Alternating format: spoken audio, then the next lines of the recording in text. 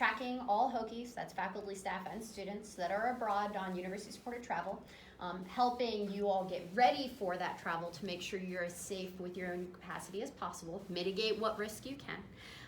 And then in the unlikely event that something bad does happen, I'm your sort of lifeline back here at Virginia Tech. So I do a lot of news tracking. I'm in tune with a few intelligence analysis companies to make sure that we're aware when things are coming up, so that we can proactively reach out to you, or if it's something more localized, like literally just involving you, I'm your person to reach out to, or more specifically, your instructor's person to reach out to back here to make sure that you're taken care of and get back here to Blacksburg or home safely. So, who here thinks that you are more likely for something bad to happen to you here in Blacksburg than when you're abroad? Now, who thinks you're more likely to have something bad to happen to you while you're abroad than here in Blacksburg? It should be the opposite group of people. So, you are correct. You are actually statistically much more likely to have something bad happen to you here in Blacksburg than when you're on any of our faculty-led or study abroad programs. Now, why do you think that's the case? You're here a lot longer. Because you're here longer, so more time, more opportunity for trouble. Why else? You're like not as aware of problems that can happen. Right, because you're a lot more comfortable here. In fact, Hokies in particular survey, we do a student climate survey every 3 to 5 years. We've been a little behind, so there's another one coming out this spring, I think. Take it, it's fun. Especially as sociologists, that's something that you need to get used to, is supporting other people's surveys. But in that student climate survey, Hokies survey as being significantly more comfortable and feeling significantly safer on campus than most any other college students, which is great, but that's also very dangerous. Because there are still active threats that exist around you, if not just as much as anywhere else, but we have a perception of feeling comfortable like we're at home on our campus. So that increases our risk because we're not aware of what's going on. We're not taking active measures to protect yourselves, even just in your posture and how you present yourself, leaving your phone out on the library table, etc. So yeah, you're a lot more comfortable here, and that increases your risk and likelihood of something bad happening. Why else?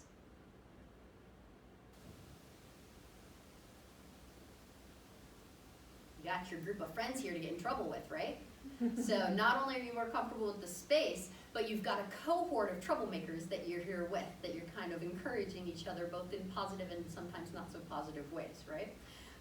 So you're like, great, I'm a lot less likely for bad stuff to happen while I'm abroad, so why are we even sitting here talking about this? So why? Why is it worth talking about? It's a much different atmosphere than America, so we just need to be prepared. Right. So it's a lot different of a space. You don't know how to necessarily react. But when it comes to emergencies or bad things happening, simple issues can be significantly worse because you're in a strange space with strange expectations, even just different languages and cultural norms. So for example, let's say you're walking from Sharkies to PKs with your buddies and you sprain your ankle. What are you going to do? Wrap it. Oh, yeah. But more specifically, like right then. Go home. You go home, because you know where home is. You know how to get there. It's super easy. You're with your friend group. That same group that you're getting in trouble with is also there to support you. You know what 911 is. You know what the Schiffer clinic hours are the next morning. So you can say, I'll limp it off, and the next morning I know where to go at Schiffer. Or if it's bad enough, you know you can call 911. You know you can trust that an ambulance will come quickly. You know that you can trust that the local police will support you and protect you should things get gnarly around you. You know where the hospital is. You know that you have insurance. And you know that you're going to be able to communicate with the people around you and even with the doctors that you're going to see when you go in for x-rays, right? So you have all of this predictability. So it's like, I rolled my ankle. I'll be fine. Now, you're in India and you sprain your ankle. What do you do first?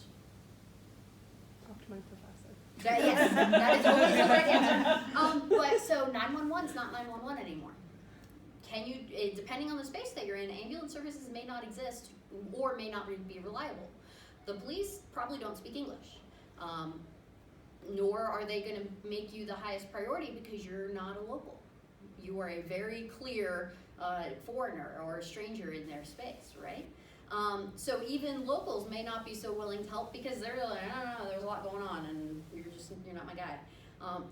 And you may not know exactly where you are because you can't read the street signs per se. So it's a much more complicated issue. A simple ankle sprain suddenly can become a catastrophic event, right?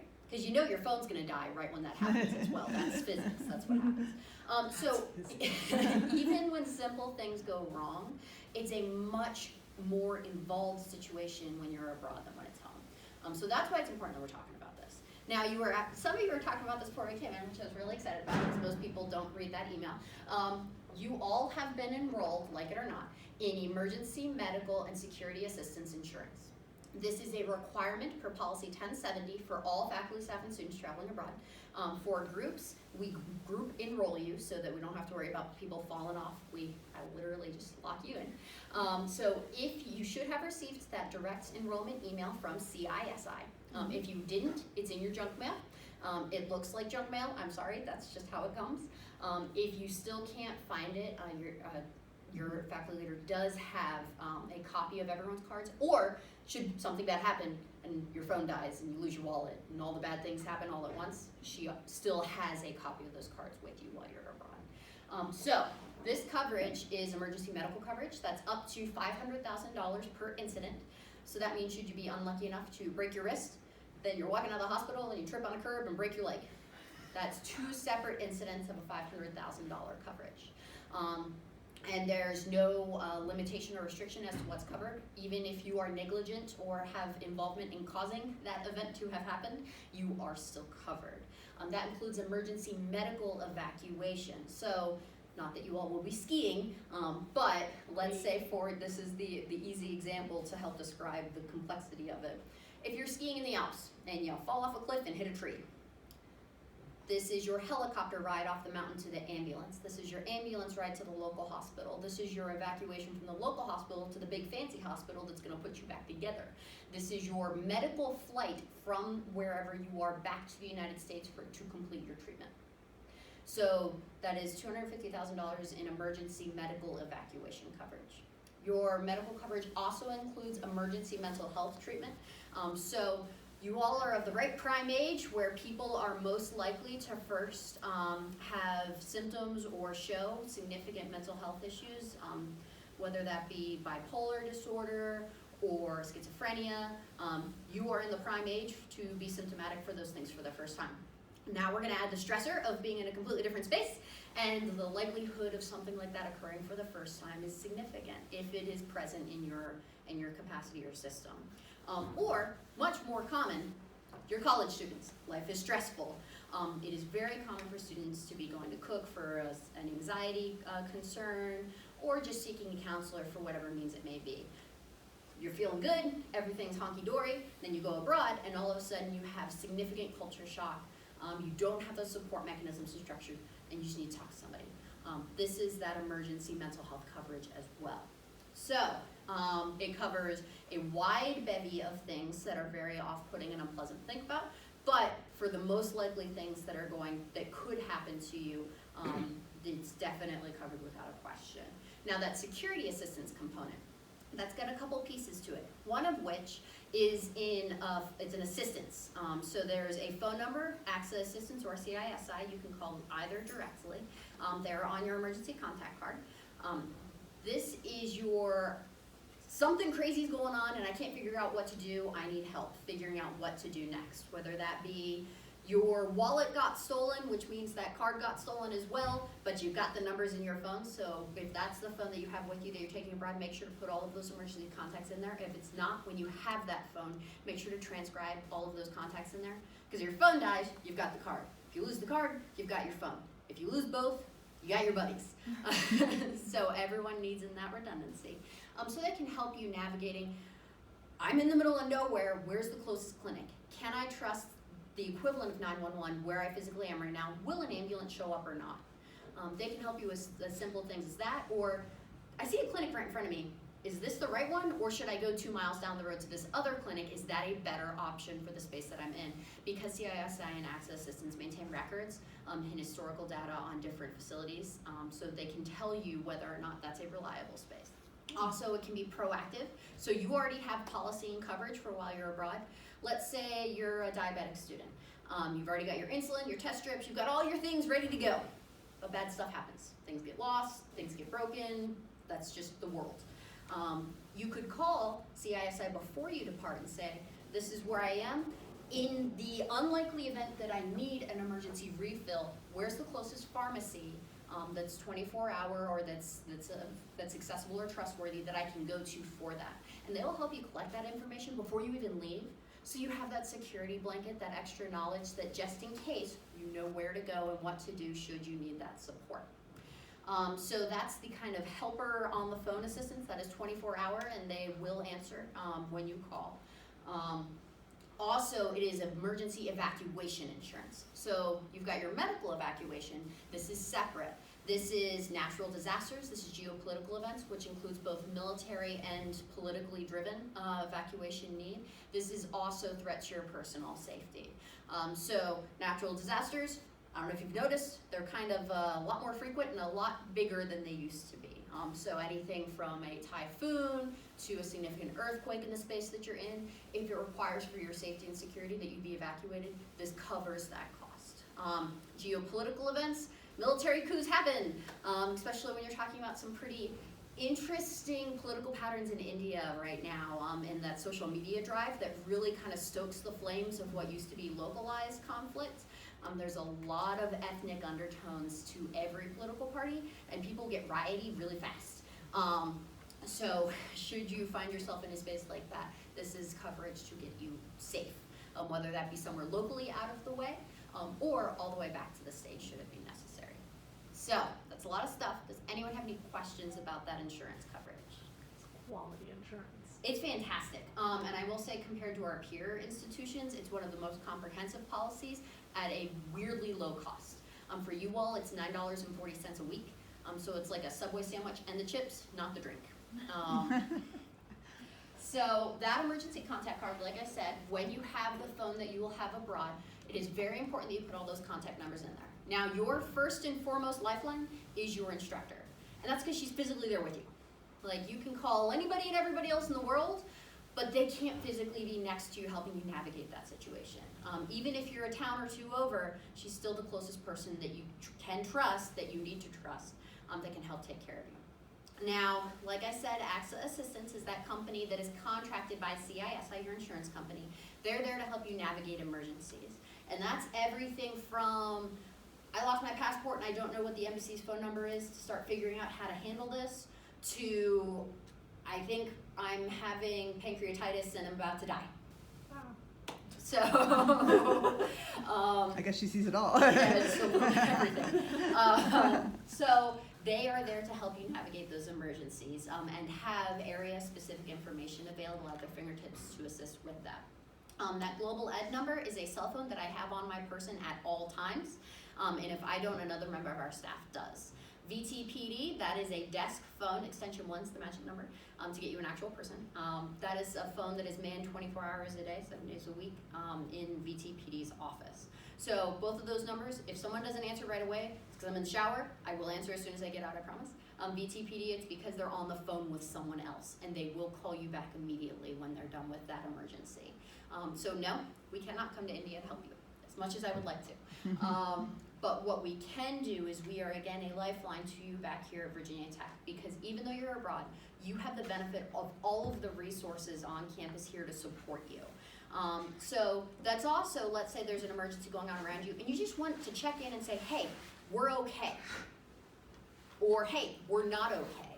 Now things need to start happening. Those are great access points to be able to do that. Or, let's say someone's having just some trouble. That culture shock's really hitting hard, depression's a little bit there, but it's not like you want to institutionalize your buddy. You just want to talk to somebody. Well, we have this great resource on campus that's Cooks on Call, right? Well, I don't expect you to have that phone number in your phone. It's kind of weird if you do. No judgment, but I don't expect you to have those numbers, all of those resources on campus with you. So we are here to help you with those connections and navigating those issues. So, let's talk about India. The Department of State currently has India identified at a travel advisory level 2. So the Department of State uses a travel advisory scale of 1 to 4. Level 1 means everything's honky-dory, travel and have fun. Travel advisory level 4 means do not go there. So travel advisory 1 level countries, Canada, Switzerland. Travel advisory level 4 countries, Afghanistan, Iran, places you generally should not want to be traveling to on your own.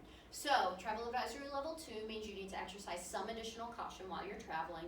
Those countries include everything from Mexico to the vast majority of Western Europe, Italy, France, Spain, Germany, the UK are all travel advisory level 2 countries. Now, the Department of State offers that advisory a relatively broad, generalized scale to help with a quick glimpse at, is this safe or not, or do I need to take any additional precautions? So we work with a few private intelligence analysis agencies to come up with some more specific information for you all on where you're going. So looking at a more in-depth scale with India, now this is not the Department of State travel advisory, you are at a travel advisory level 2. For as far as the Department of State's evaluation. This is just a whole nother scale that's color-coded to help with a visual of different areas of risk or different security concerns in the country that you're going to. Now take note, India is not a small country. India is a very, very large space. So from even village to village, town to town, city to city, you're gonna see very different crime dynamics, different terrorist threat dynamics, different everything. A lot of that has to do with just density in urban populations. Anywhere you travel, nonviolent crime is going to increase significantly in urban spaces. That's because you're gonna have more tourists, you're gonna have more people in general. So you're gonna have more pickpockets. That's just the nature of urban spaces. But also in India, you're gonna talk about regionally a lot of difference from space to space because of very, not necessarily strict borders, but very different dynamics with different ethnic and religious backgrounds in each of those areas. So those types of dynamics are going to have a lot of impact in both civil unrest and gender-based violence. So you'll find in urban spaces and some rural spaces commonly different spikes depending on what the local culture is, a lot of gender-based harassment. So that may come from your standard walking down the street up-down to wildly inappropriate gestures, groping, or just the complete and utter lack of respect for personal space. When you're talking about urban space in particular in India, personal space doesn't exist. So that is a problem for a variety of reasons. One, you are used to having a bubble. Americans have an unusual bubble relative to most other countries, especially when you're talking about spaces with denser populations. Also, generally speaking, we as American women have an expectation for a certain level of respect to our physical person. That is going to be challenged in your space. You need to be aware of that before you go. So, no, it is not appropriate. Yes, you have every right to swat someone's hand away should they touch you inappropriately. But know that there is a high likelihood of that happening, especially because you are going to stand out, both as an American and as clearly not Indian women, right? So, be aware that that is likely. It's not the end of the world. It's unpleasant. It's awkward. It's something to laugh about over dinner later that day. Now, if something does escalate beyond what you're comfortable with, you need to talk to your instructor.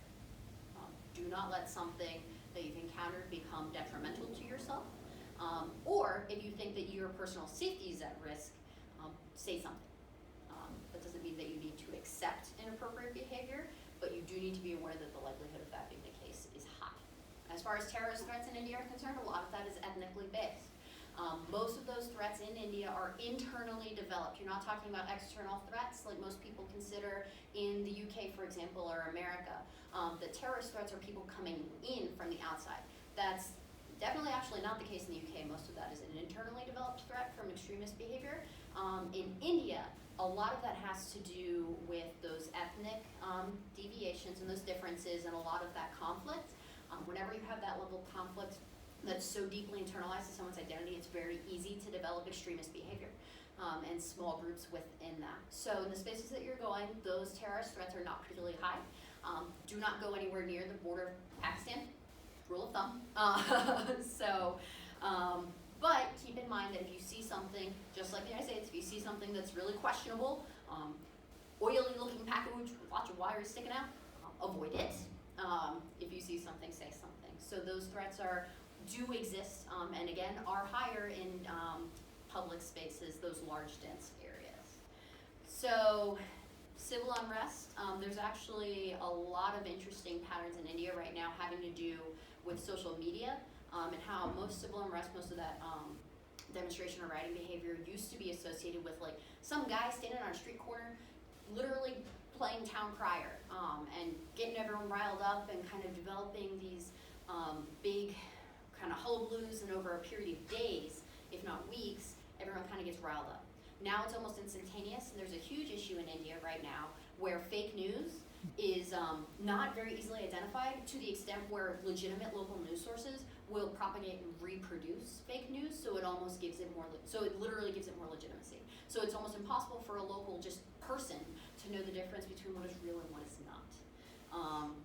And that's not just different opinions. You're talking about, you'll have a photo that's completely unrelated to an event, captioned as that event, and then portrayed as such in social media, and then projected again by the news as if there's rioting in town where it's completely quiet right now. And that might cause rioting in another space, or instigate the riot that it's falsely portraying in the first place. So there's some very strange dynamics. If you're in a crowded urban space, or even a rural space, and you start to see some of that kind of conflicting behavior, kind of rowdy crowds gathering, do not get yourself involved in any demonstrations. One, it's not your fight. Two, this is not your moment to have a beautiful cultural moment. It is a dangerous space. Getting pepper sprayed is wildly unpleasant. The Indian police have no concern for your well-being, and you are a foreigner, so you're guaranteed to be the first person arrested. And if nothing else, crowded, riled up spaces, you're almost guaranteed to get pickpocketed in. So if nothing else, keep your money as your money. But at most, if you're aware of any demonstrations that are going on, just make sure you build in enough travel time to avoid them comfortably. Know that there's going to be increased security around those spaces, and public transportation will be delayed. Does anyone have any questions about India in particular? And we'll be following up on some of this stuff, just so you know. Oh yeah, this is the very, very short Yeah. version. Yeah. All right, so travel basics for safety. Now, there's a lot of very simple things you can do to help stay safe, both in when you're preparing to travel and while you are abroad. I want you to note that a lot of these things are similar to just basic how to be good at traveling cultural things as well. For example, situational awareness. It's really important to your safety, because if you're not paying attention to what's going on, then you're much more likely to get robbed, trip on something and hurt yourself. There's so many things that can go wrong if you're just not paying attention to what's going on around you. Similarly, if you're on Facebook, you're not experiencing this fantastic culture that you're immersed in. You're completely missing that opportunity, not to mention any potential opportunity for having positive engagements with locals. So a lot of these safety things are also good cultural practices for while you're traveling. So I kind of break travel basics in terms of safety into 4 categories: your physical security, your physical and mental health, your financial security, and your digital security. Now there's crossover between some of these, and we're gonna cheat. I'm gonna ask you to participate, bear with me. But all the answers are literally on the screen. And if you have anything in particular that's not there, so tell me about your physical security. I talked very briefly about situational awareness. What are some important things when it comes to your physical security? Have a friend with you. Have a friend with you. When should you be alone? No. Literally never. Except for like going to the bathroom and close the door. Like, that's it. But you should not be going off on your own. If it's your after dinner walk and you're like, I need a moment, well, you need to have a moment with someone else there with you. If you need that privacy, wait till you get back to your hotel room, and that's where you can have that minute to yourself to decompress and kind of relax. But out and about is not when you have that time. Why is that? Kidnapped. Technically, you could get kidnapped. The likelihood's relatively limited, but the opportunity does still exist. You just don't want to get disconnected from your group in You don't- any way. Yeah. So is it a lot easier to target one person or a group of people? One person, right? So you're one individual that's clearly not from here. You are a prime target for everything from just simple pickpocketing to a variety of other criminal behavior. So don't make yourself that target. Don't put yourself in that space or create that opportunity for others. You can control yourself. You can control what you do and how you present yourself. You cannot control the environment around you, no matter how hard you try, unless you're X-Men. But even then, limited. So you can control you. You can control control your immediate person and what's going on and what you do and how you present yourself, but you can't control the environment around you. What else for physical security? How about when you're packing your luggage? You're gonna pack like your whole wardrobe, or are you gonna be intentional about what you bring with you? Right. You're gonna be very careful about not packing too much. I mean, you want enough clothes that you're not gonna be too stinky by the end of the day. But you're not gonna bring anything and everything that you could ever possibly dream of, right? Why? You wanna bring stuff back. You need room in your luggage for cool stuff. Careful with customs. But you need room in your luggage for that, right? Why else? Because hauling a giant suitcase around is not fun. It is wildly unpleasant. But also, how does that posture you? You have so much stuff. You have so much stuff. What are just stereotypes that other countries have of Americans? Materialistic. Materialistic. Obese. Obese. Yes. Wealthy. Wealthy, that we have a ton of money on us at all times, which is weird because no one carries cash, but the assumption is that we do. That we're entitled and that we're obnoxious, right? Those are not desirable things, generally speaking. But because of that, the assumption is that you're carrying a lot of very expensive things with you. And then when you present yourself in a posture where you've got this luggage that you can't manage because it's so weighed down with all of this fancy, expensive stuff that's ripe for the stealing, you're about to not have luggage anymore. So, for your personal experience, it is wildly unpleasant to drag a giant suitcase around, right? But from a security perspective, it's also important because you're drawing attention to yourself. You're creating a target and you're reinforcing those stereotypes, which also create a target. So I'm not saying that you need to go and completely change your look and how you present yourself, but be intentional about everything to include how you pack. Now, we talked about packing your luggage. How about your wallet? Right? So now we're going to cross a little bit from physical security into your financial security. What do you have in your wallet right now that you are not going to need in India? Most things. Yeah. So yeah, we've talked about wearing money belts, and they've got a packing list and things right. like that. So yeah. I always recommend start from 0 on your wallet, the same way you start with your luggage. You don't put your whole wardrobe in your luggage and then take items out. You go one item in at a time. So literally empty your wallet out from scratch and then add things as you need them. You don't need your driver's license unless you're driving yourself to the airport and you need to get to or from the airport. How much driving are you going to do in India? None. And is your Virginia driver's license valid there? No. So, not helpful. You don't need a social security card. You don't need 7 credit cards. You need 1 credit card. And you will rarely use it. Okay, Very so that's something to know about. You will, if you want to be able to use your credit card and take it, you will need to let your credit card company know you'll be in India, which you can usually do online or with a phone call. But you will not don't expect to use it much, because unless it's a bricks and mortar store that's fairly upscale, they don't take credit cards. So. Right? And so now we're talking about with your physical security and your financial security again. How are you going to carry your cash on you? Are you going to carry it all in one wallet in the same spot? No. Especially because you all suffer from the same wardrobe issues that I do, in which girl pockets suck. So you have your wallet with the bulk of your cash. Are you going to take it all out on the road every day when you're going out? Nope. Not if you've got a safe that you can trust or that you feel comfortable trusting. Are you going to keep it all in one spot? Why not? Because then it can all be gone. It can all be gone all at once. Really easy to grab one item. Also, you open that wallet full of cash, someone's watching you do that. They might not steal it from you in that moment at that time, but they're going to WhatsApp their buddy that's 2 blocks down the street, and he's going to work with his other buddies to make sure that you no longer have that cash on you. So be intentional about how you carry your money. Yes, you can have your wallet with the cash that you need for the day, but you're going to put that in your pocket, in your purse that's strapped over your shoulder, or in your backpack that you never let go of. Then you're going to have just enough cash for lunch, probably no more than $40 worth of currency, in one pocket. Then you're going to have your snack money in another pocket. So when you pull that out for lunch, you're not flashing in obscene amounts of money. All people are seeing is your lunch money. And then worst case scenario, if someone steals that cash, whatever, it's $40. I mean, there are worse things in the world to lose. So be intentional about how you carry your money on your person. It doesn't mean that you can't absolutely get into that wallet, but you want to be intentional when you bring that out and make sure that you're not over showing what you do and do not have on you. All right, so your digital security. You're going to let your bank know that you're traveling, right? Both your bank and any credit card companies for cards that you're traveling abroad with. Why? Because they'll decline it. They will turn that sucker off as soon as you swipe it overseas. You'll be in the Heathrow airport and you'll try to get a Starbucks while you still can, and that will be turned off very quickly. Also, if your card or identity is stolen while you're abroad, you're much more likely to have a full reimbursement for those losses if you've notified your bank beforehand that you're already going abroad. Otherwise, you're talking about some conflict and potential fight and delays in getting that money back, if at all. But further in your digital security, how about your cell phones? Are you bringing your who's bringing their actual cell phone?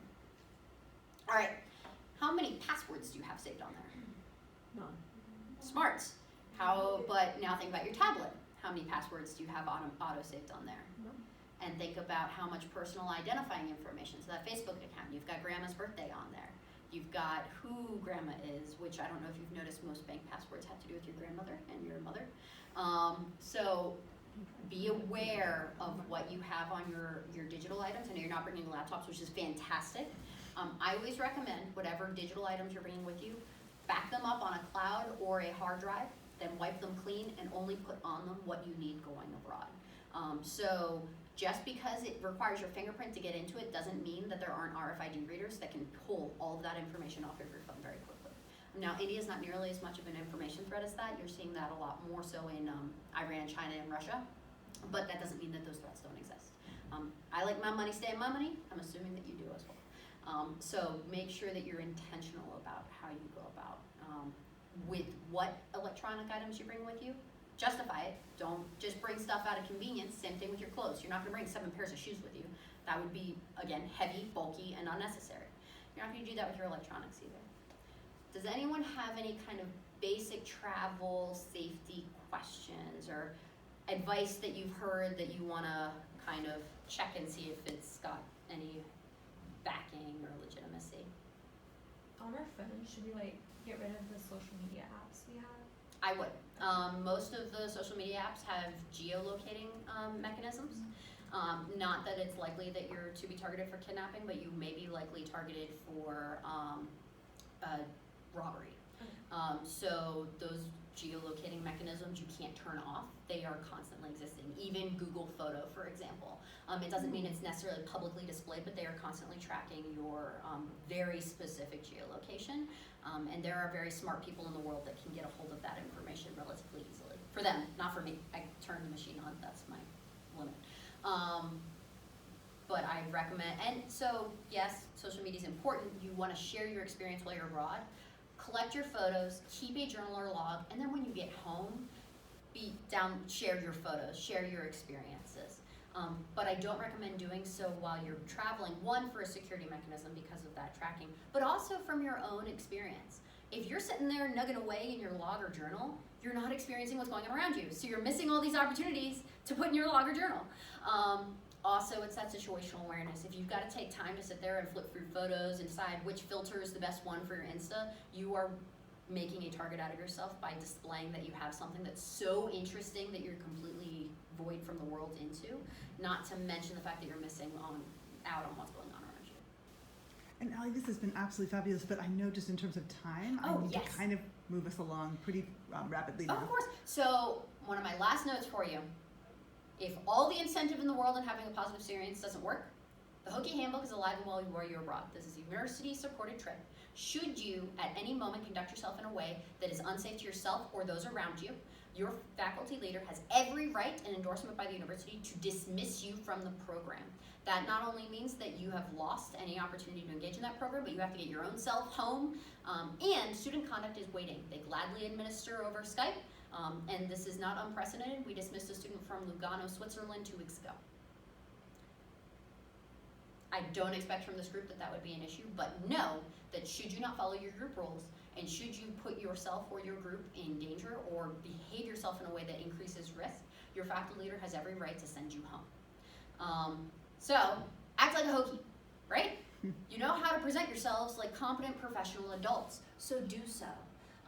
Try to take the best advantage of this opportunity to have a positive experience. If you should cause that risk, we will not hesitate to make sure that you are sanctioned accordingly as within the scope of the university. All right, so there's a lot of stuff.